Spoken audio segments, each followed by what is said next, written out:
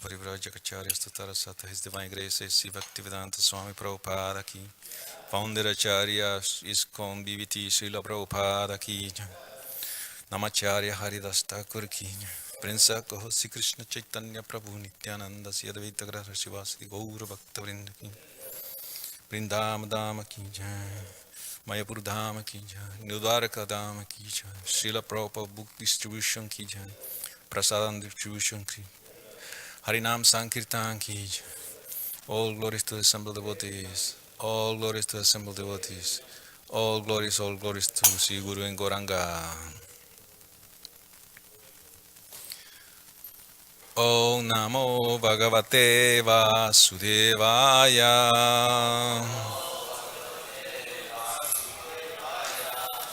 Om Namo Bhagavate Vasudevaya.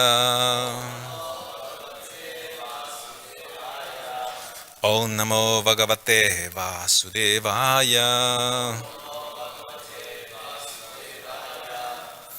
So we continue reading from Srimad Bhagavatam, first canto, fourth chapter, the appearance of Sri Narada. Text number 1. Vyasa uvacha iti bruvanam samstuya muninam dirga satrinam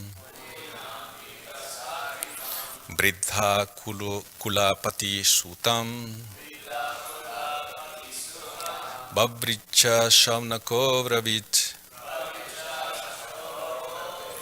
Vyasa uvacha iti bruvanam samstuya muninam dirga satrinam Vriddha kulapati sutam Bhavricha Shavnako Bravit. Others, please chant. Vyasa uvacha Tibrumanam samstuya Muninam dirgasatrinam Vidakula pati sutam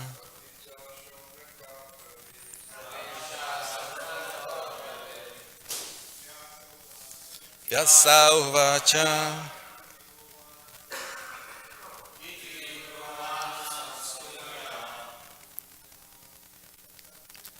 Muninam dirgasatrinam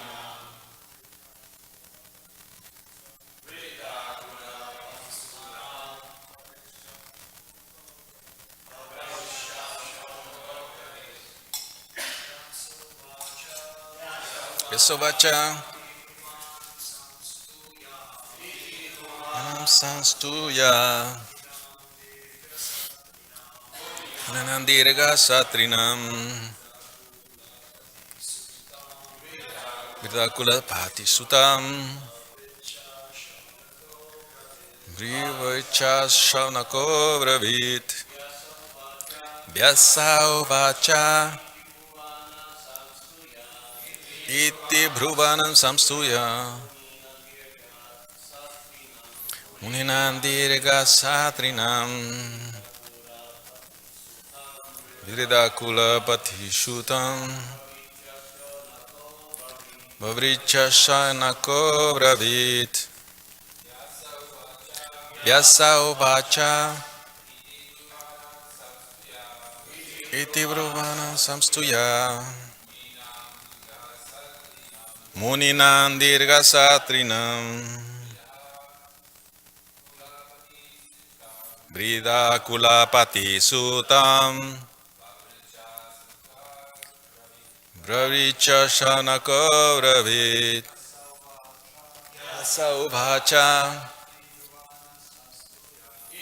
Tivruman samstuya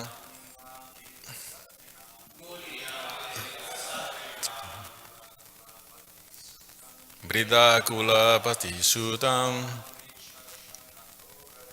Bhavricha shavnako bravit. Mataji, please.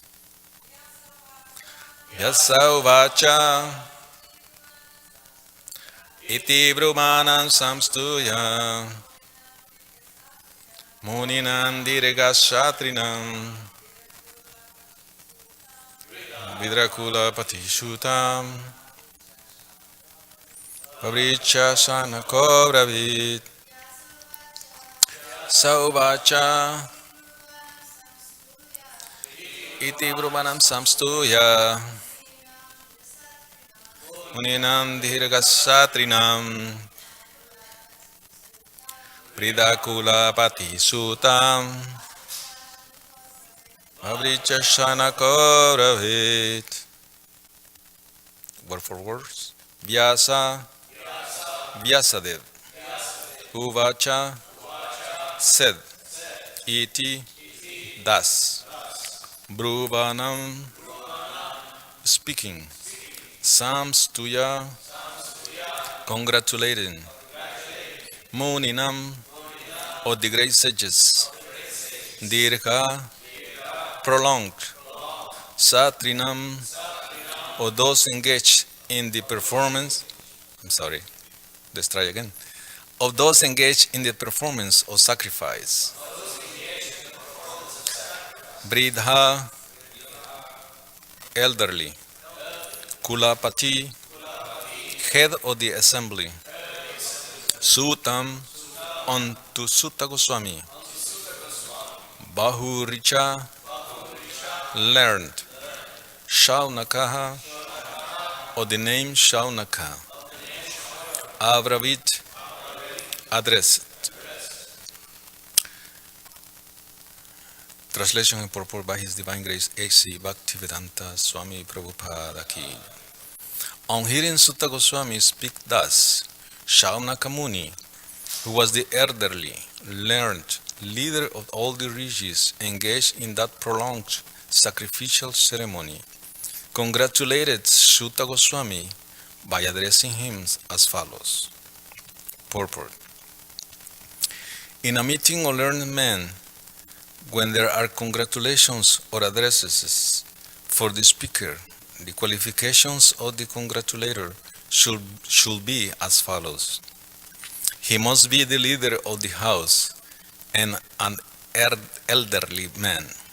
He must be vastly learned also. Sri Shaunaka Rishi had all these qualifications, and thus he stood up to congratulate Sri Sutta Goswami. Then he expressed his desire to present Srimad Bhagavatam exactly as he heard it from Shukadeva Goswami, and also realize it personally. Personal realization does not mean that one should, out of vanity, attempt to show one's own learning by trying to surpass the previous acharyas. He must have full confidence in the previous acharya, and at the same time he must realize the subject matter so nicely that he can present the matter for the particular circumstances in a suitable manner. The original purpose of the text must be maintained.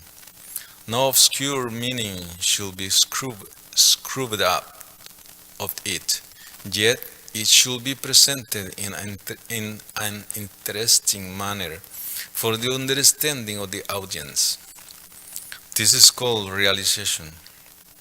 The leader of the assembly, Shaunaka, could estimate the value of the speaker, Sri Sutta Goswami, simply by his uttering Jataditan and Jatamati, and therefore he was very glad to congratulate him in ecstasy. No learned man should be willing to hear a person who does not represent the original acharya. So the speaker and the audience were bona fide, and this meeting where Bhagavatam was being recited for the second time. That should be the standard of recitation of Bhagavatam. So that its real purpose can be served, and Lord Krishna can be realized without difficulty. Unless this situation is created, Bhagavatam recitation will be for ulterior purposes, and such recitation is useless labor, both for the speaker and for the audience. Namo Vishnu Padaya Krishna Prasthaya Utale Shrimate Bhaktivedanta Swami Tamne Namaste Saraswati Devi Gauri Brahmi Pichunve Nirvisesa Sunyavadi Paschatya Satarini Panchakalpataruyascha Kripa Sindhuyocha Patitanam Panave Vivasnave Namaha Hare Krishna Krishna Krishna Hare Hare Hare Rama Rama Rama Hare Hare. Thank you so much for attending Srimad Bhagavatam class. So I beg the blessings from the senior Vaishnavas. Without the senior Vaishnavas' blessings and from all present, it's very difficult to achieve any activity. So we have been blessed in this temple for all these Prabhupada disciples, like present, and those who are not present, like the Amalabhakta Swami, who is humble personified, and he is sweet like a sugar candy. We have also our Tepon president, who has spotless sadhana, and his dear brother Radha-krpa-kataksha Prabhu, who are administrating this temple very nicely. I have some fear when they leave, it's gonna be not the same. So this fear maintains me alive here, praying to Krishna. They always stay with us. And Archita Prabhu, who is always preaching to the college, and Radha-krpa-kataksha Prabhu, who is kicking the face all those materialistic demon scientists, and all the Vaishnavas present. So they are our well-wishers and our mentor, and they are our inspiration for us, the juniors, who we begin our path of devotional service. And they are a good example for us. They are motivation for us. Without motivation, nothing can be achieved. We understand that we can categorize 4 levels of motivations. First, we are motivated to do things or working very hard by fear. I remember when I was in the army in my country, we feared our superiors because they were very tough. We had to do things as soon as they called us, because otherwise we would severely be punished. And we do things by fear. But that's the discipline. Try to discipline the soldier. They were saying that the more disciplined soldier is the best on fighting. So the second motivation could be by desire. We see all around us how people is working hard because of desires, intense desires. And what is this desire? Money, to attain money. The third motivation is by duty. We execute things or work because of responsibility, and that's our duty, out of duty. We can say that in the ashram, on the temple compounds, that's what may be called Vidhi Bhakti. We come to the programs and execute our service because we have some responsibility of out of duty. And the next level of motivation is by love. By love we can compare to Raganuga Bhakti. This is the best way that we can perform activities, by love. We see how Arjuna, in the battlefield of Kurukshetra, he was confused. He didn't know what to do. He was bewildered because he was not convinced about the purpose of the battle. Krishna spoke the Bhagavad Gita in order to convince Arjuna what the need of the battle, the purpose of the battle. So in the same way, we have to be convinced of what we are doing. We have to completely convince that the process of Krishna consciousness is nothing better than this. That was called Paramo Dharma. It's the supreme Dharma. There is nothing else besides devotional service to the Lord. Therefore, sadhana, there is sadhya and sadhana. Sadhya, Prabhupada said, is the ultimate goal. And sadhana is the process to achieve this goal. It's very interesting how the word seeing, according to the dictionary, means missing the target. And I was looking in the dictionary, the word sadhu means hitting the target. It's very interesting. I found this. Maybe it's a coincidence, but there is no coincidence in Krishna consciousness, right? So now we are starting the continuation from the previous chapter. And in the previous sloka, the previous verse, Sutta Goswami was speaking. He was addressing the sages in Amisaranya, how he was present when the first time the Srimad Bhagavatam was spoken by Sukadeva Goswami to Maharaj Pariksit. He was explaining to them how he was listening with rapt attention. This is very important. Amalabhakta Swami addressed this yesterday. How listening with rapt attention, things can be assimilated. So now Sutta Goswami is going to share his realization. We read in the purport the words Yata Aditam, Yata Mati, the Prabhupada quote here. So it's coming from the previous verse. And what this means is Yata means as much as, Aditam means something that has been studied thoroughly, and Mati means intelligence. So Prabhupada's translation for this is as far as has realized it. That's Sutta Goswami said. Yata Aditam, Yati Mati. He said that. So Archita Prabhu also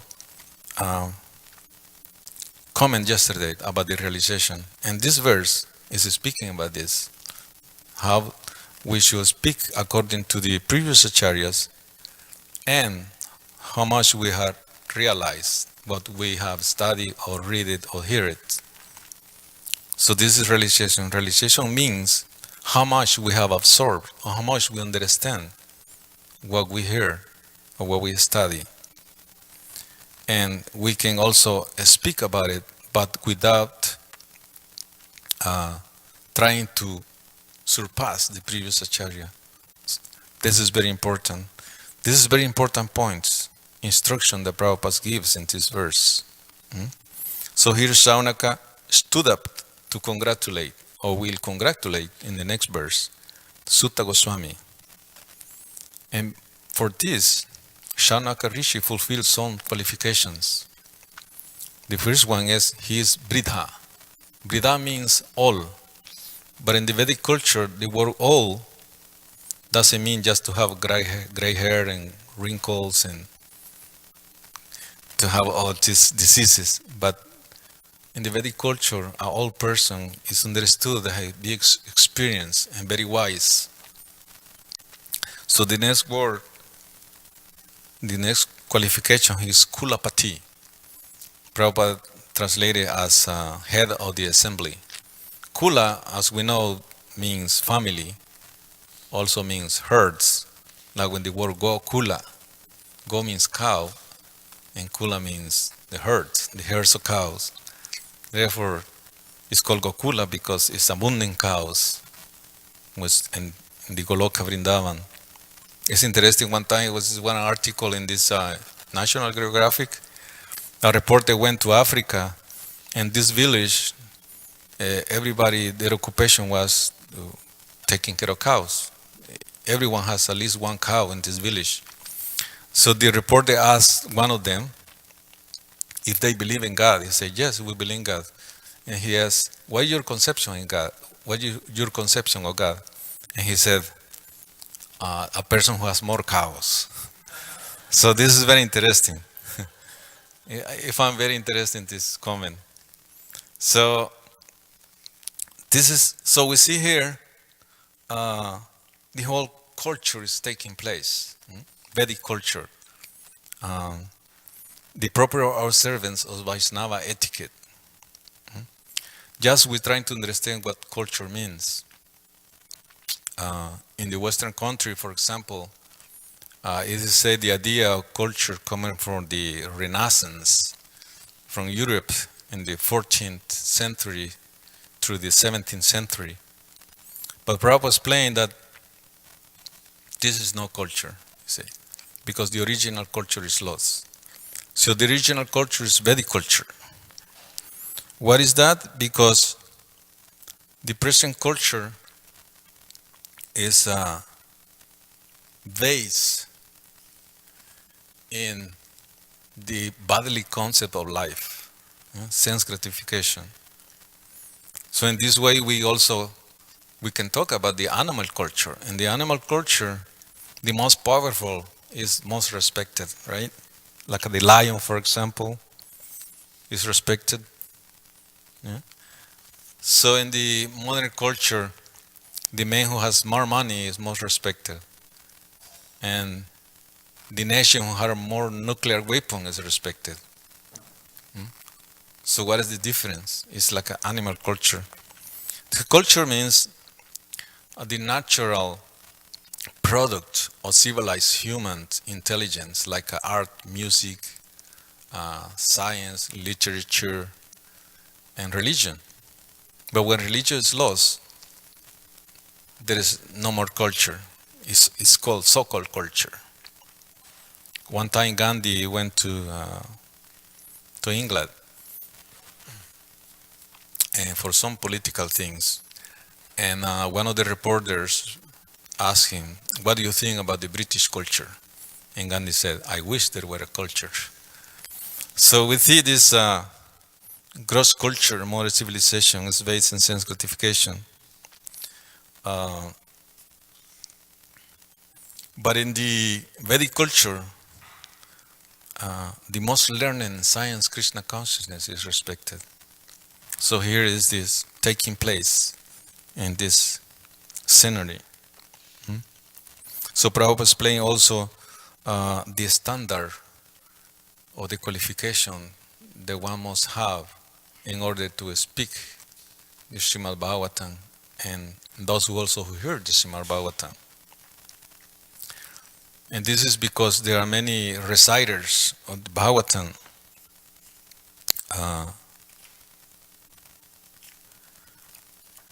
in which they are called professional reciters. There are many people who are, even in the Western country, there are many people who knows Bhagavad Gita by heart or Srimad Bhagavatam by heart. But Prabhupada explained this recitation doesn't fulfill the purpose in which this sacred literature is meant for.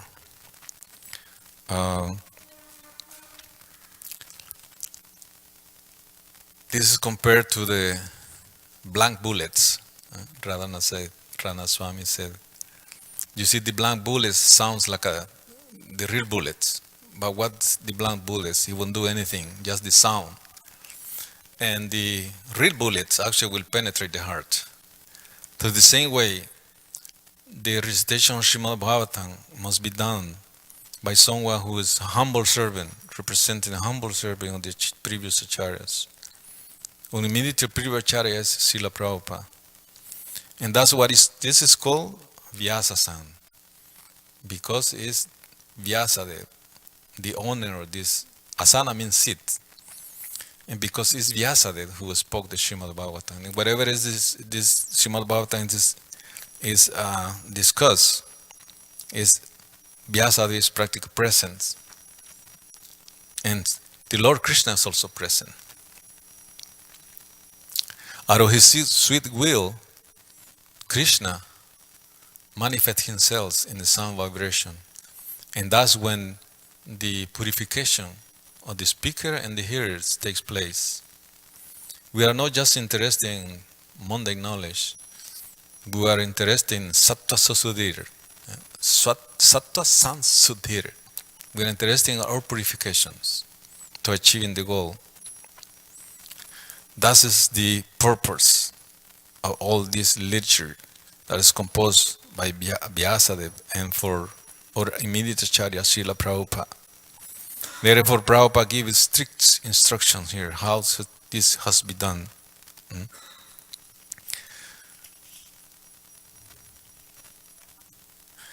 So there is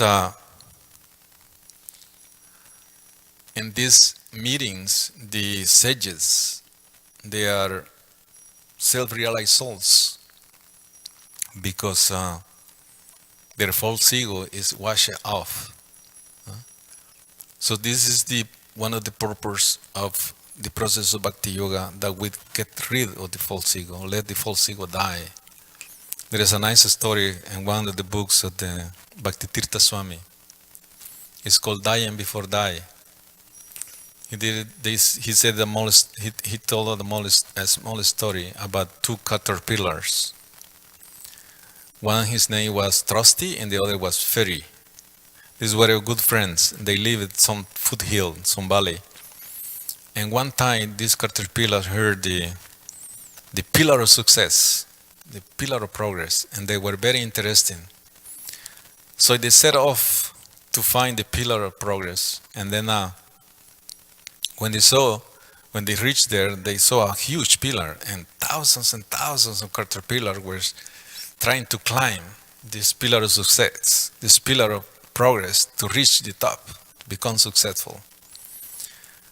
So some way or other, they are, by pushing, fighting, pulling, they find some place on the pillar, and they start to climb it. So halfway the pillar up, Trusty came with some doubts, and he said to Ferry, "You know what?" He said, "Do you think there's some friends up there?" He said, "We achieve success because we are fighting, putting down the others to achieve success."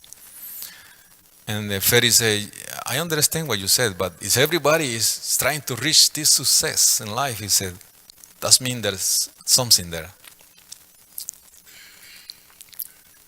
But Trusty said, "No," he said, I will back. So he come down and went back to the village. And in the village, he climbed a tree and saw somebody else, another caterpillar friend. He said, "Hey, Trusty, look at me," he said. He was wrapping himself, covering himself in a cocoon. And he said, "What are you doing?" He said, "Trusty, I gone to transformation," he said. "I gone to fly free," he said, in the sky. And he said, "Oh, I already tried that." He said, "It didn't work." So this is different. So the other caterpillar closed his cocoon. And then after 1 month, Trusty come back to the same place on the branch of the tree. And he saw the cocoon was open. And he saw a beautiful butterfly flying away. And he was wondering what's happened. So then he also hung from the branch of the tree, and he saw from the body a small silken thread coming up from his body. And he tried to do this scene, the same scene that he saw what the other friend was doing. He began to cover himself with this silk thread, and he formed a cocoon. And after 1 month, he came up with a beautiful butterfly. Saying, in the meantime, Ferry was almost reaching the top of the progress and the pillar of success. But he was hearing voices from the top. Someone would say, "Oh man," he said, "this is not what I thought," he said. "You see," he said, "this is an illusion." And somebody even committing suicide from the top. And Ferry was becoming to be fearful. He said, "Oh my God, this is terrible." And then suddenly he heard a voice, "Hey, Ferry," he said, "Ferry." And he turned his eyes and he saw a beautiful butterfly. He said, "Who are you?" He said, "What are you?" He said, "Look at me. Do you not remember me?" And he said, "Trusty." He said, "What happened to you?" And he said, "I went to transformation." He said, "Now I am free." He said, And Ferry said, please help me. He said, I am afraid. Take me. He said, show me. So Trusty took him and patiently he showed him how to become a butterfly, to go to the transformation. And then both become free and left this caterpillar body who represent the false ego. So the same way, this sadhana bhakti, this process of bhakti, devotional service, is meant to, we let this caterpillar body we have, let it die, the false ego, and fly free as souls and reach the supreme destination, Krishna Loka. So I stop here. Is any questions? Thanks very much. Yes, Prabhu. Thank you for a very nice class, Prabhuji. I was thinking about how you were saying that the audience was qualified hearing Suda Swami speak. Yeah, Prabhupada mentioned this. He said bona fide. The Yes. speaker has to be bona fide and the audience also bona fide in the meeting. Yes. I was reflecting that one devotee was mentioning that I heard about Srila Jiva Goswami, who says one of the signs of being advanced is that you have a strong taste for hearing about the pastimes of Krishna. And I was thinking that, because the audience is able to hear Srimad Bhagavatam for 7 days and 7 nights, that's a symbol, that's a sign of how qualified they are. And that Srila Jiva Goswami was saying that we can test ourselves. Also, Srila Prabhupada was saying in a Bhagavad Gita lecture that how much taste do you have for mundane sound vibration? And if you find it disgusting and you like to listen to Srimad Bhagavatam lectures about Bhagavad Gita like that, and you develop a taste for that, that's a sign that you are becoming advanced. So I just wanted to comment and share. Thanks so much. Yes, Prabhu. Thank you very much for the wonderful class. So in the purport, it is said that Sutta Goswami speak the Srimad Bhagavatam the second time. So I'm just wondering the time difference between the first time and second time. The first time was speaking by Sukadeva Goswami, right? Mm-hmm. And the time difference. Do you know that? Have any idea about that? I don't know. I think nobody had a watch there at that time. But probably is because he said Vyasa is speaking here. This is Vyasa Uvacha, right? In this verse, Vyasa is speaking. So Vyasa spoke to his son, Sukadeva Goswami, and Sukadeva Goswami later on spoke to them. But it says it's almost in the end of Kali Yuga when these sages they meet together. But I don't want to speculate. Just maybe Dutta Karma Prabhu, he has more knowledge about time factor in the Kali Yuga, the things happenings. We don't know exactly I don't know exactly how long months or years passes from the first time to the second time. Yeah.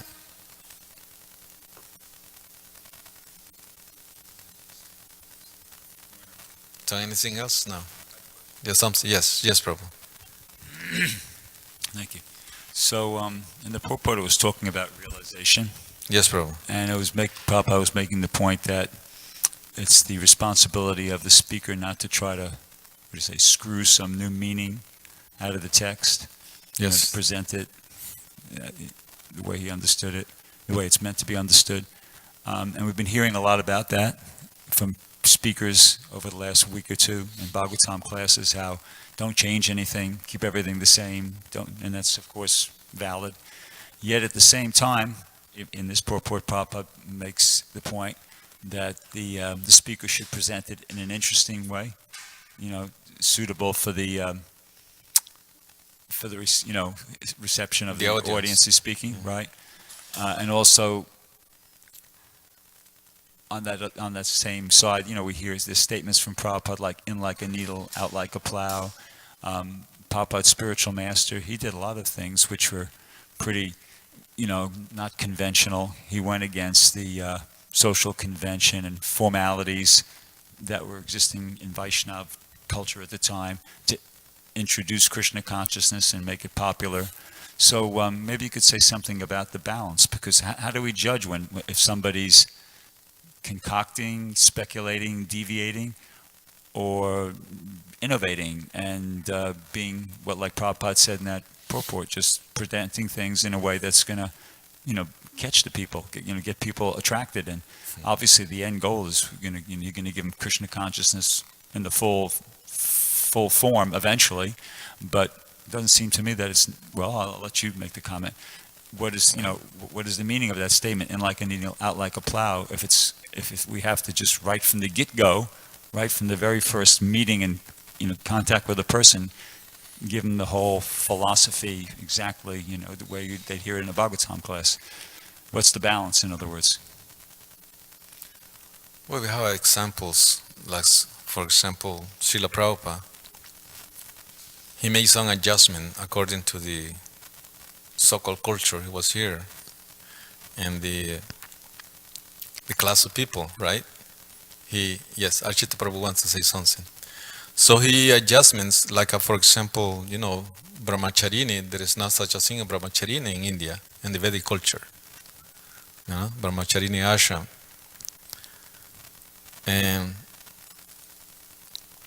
And what else? When Mata is going to the altar, there also no such a thing. So Prabhupada, according to the time, place, and circumstance, they can modify things and for the benefit of everyone, but not for in order. But there are no surpassing the previous acharya. There are no how do you say? Like you were saying, right? It's not going deviations, right? That's what you said. Some deviations. Therefore, he formed the GBC to make sure that we are following his instructions, and somebody else trying to do something else that is according to the agreements, or according to the rules and regulations and what established by the acharya, if something is gone off out of the way, I think there has to be discussed, not just opinion for one person. It has to be analyzed and discussed. This is all right or not? Now we see so many people are away from ISKCON because they're trying to do different things, right? Somebody say you just chant 4 rounds or things like that. So they are not following the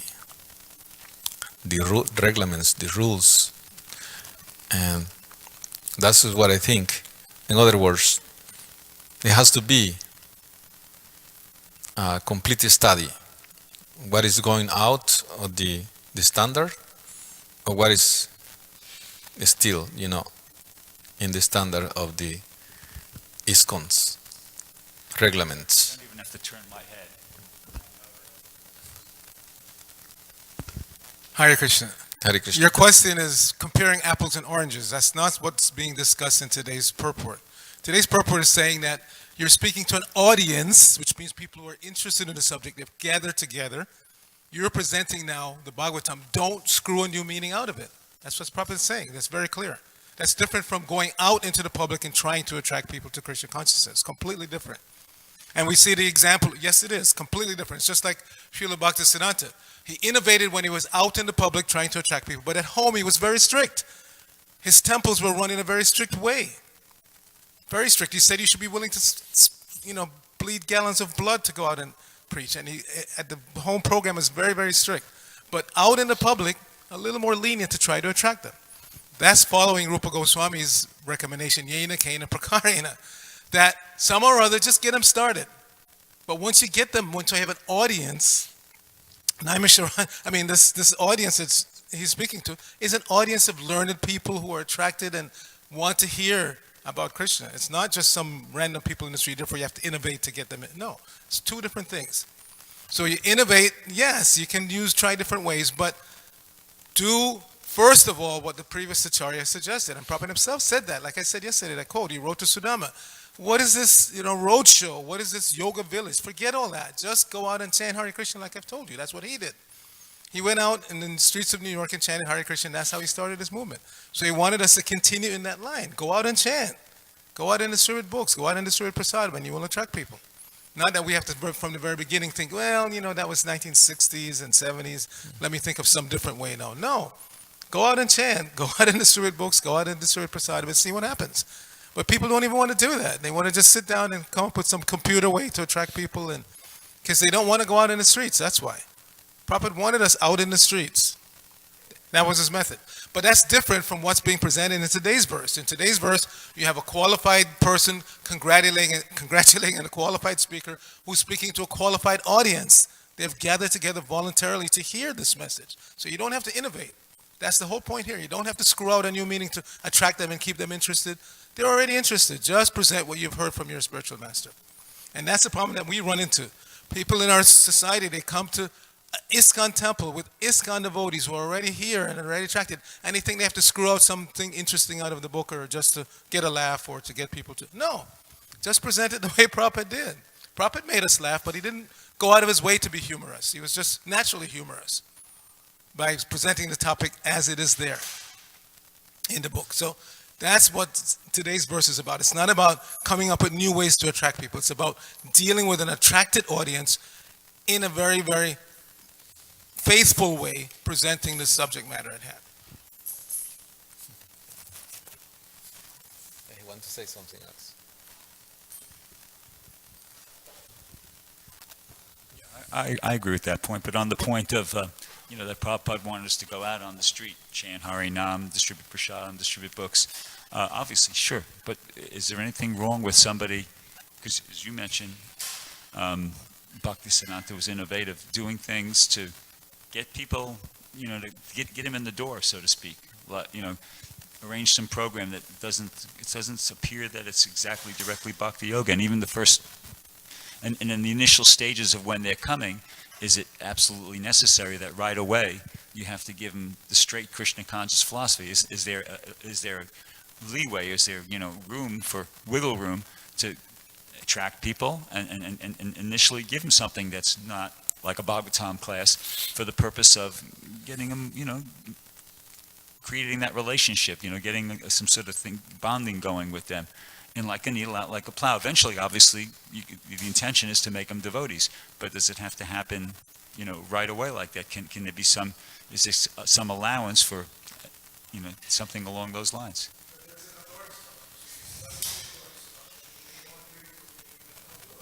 Okay.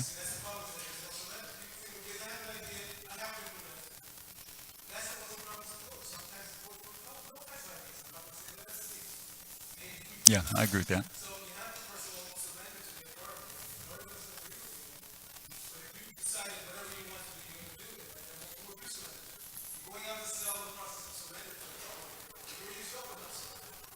Okay, good point. Thank you very much. Srimad Bhagavatam ki jai. Thank you to everyone.